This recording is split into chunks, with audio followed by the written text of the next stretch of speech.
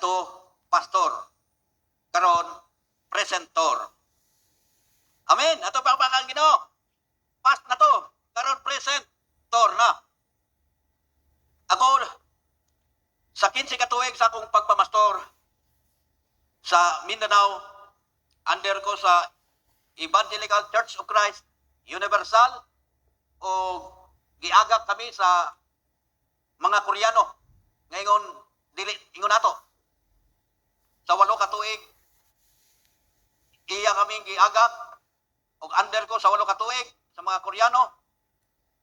O ako ang napilian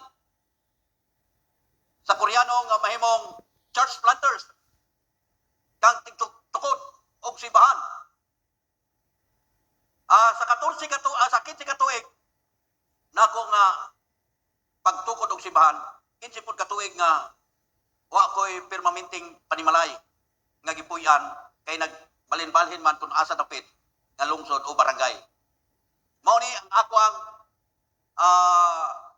ministry sa unang panahon. Unya,